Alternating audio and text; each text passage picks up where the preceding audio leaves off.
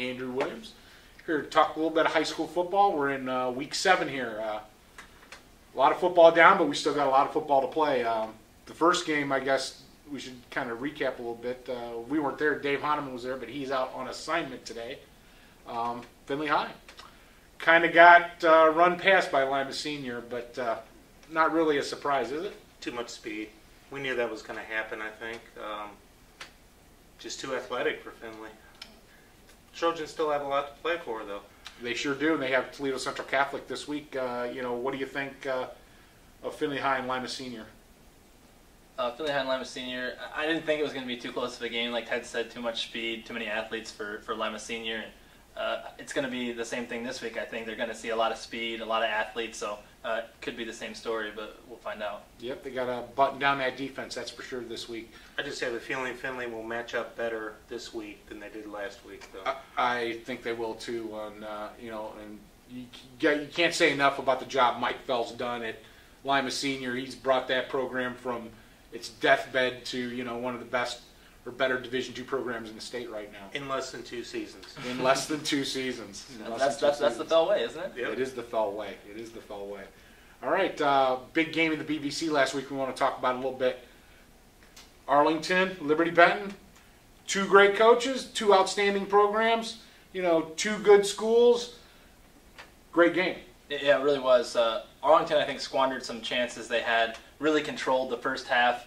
If you look just straight statistically at the game, really held Liberty Benton in check on offense, except for one big play where they scored.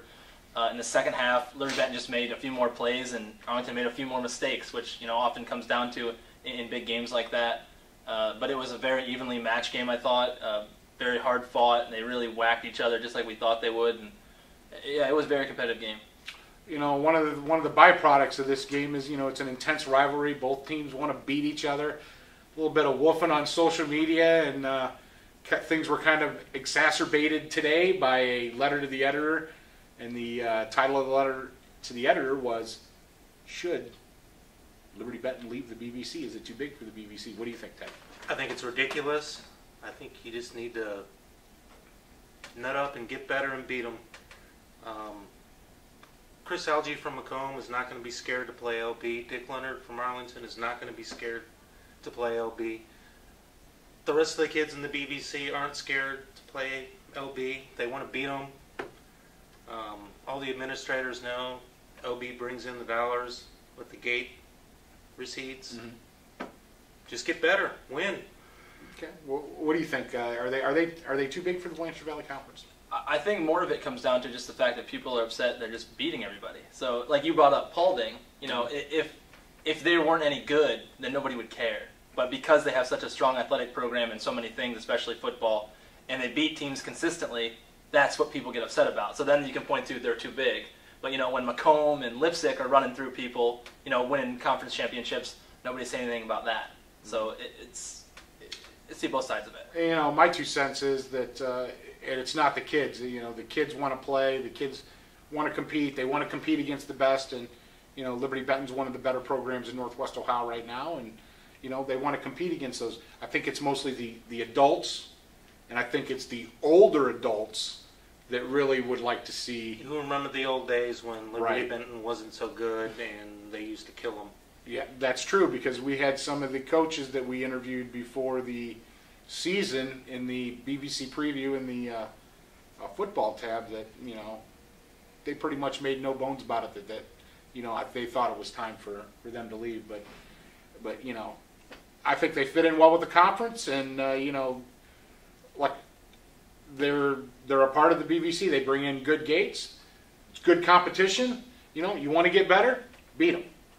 Absolutely. All right, this week's game. On to this week. Your game this week, Van Buren and Lipsick, probably for the Valley Division title. Yep, got to see most likely the Blanchard Division championship last week, and I'll see probably the Valley Division this week. Although Macomb might have something to say about that. Macomb might have something to say about that, but that's for another day. Okay, all right. All right, so Van Buren and Lipsick this week. Lipsick, I still don't know what to say about Lipsick. I've seen them on film, and they've beaten the teams they should have beaten, and they've been destroyed by the teams that they should have been competitive with. So it's hard to say what exactly they're trying to do offensively. Last week down 35-0 at halftime to Macomb, which was the final score. Really did nothing offensively at all. Didn't run the ball, didn't throw the ball, couldn't do anything. Van Buren, if you're looking at common opponents, Van Buren beat Macomb in overtime 38-35.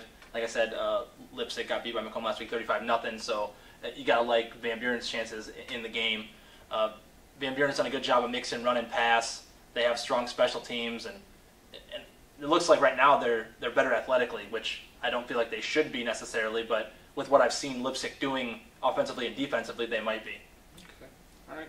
Ted's heading over to Patrick Henry this week.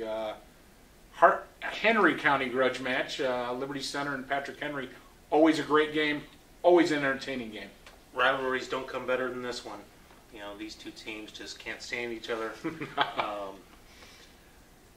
I haven't seen Liberty Center for a couple years, but I know Liberty Center, and I know they're going to line up in that wing tee and try and run the ball right over you, and they're going to hit you hard on defense. And you know, Patrick Henry comes in 3-3. Liberty Center's 2-4, but that doesn't matter a bit. These two teams are just going to hit each other for 48 minutes.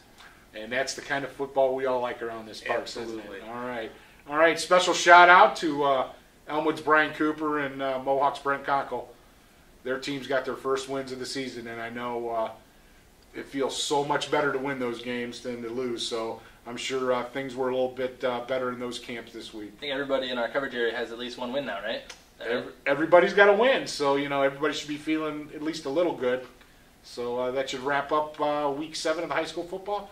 You can get all the news on Saturday's Courier and online at thecourier.com.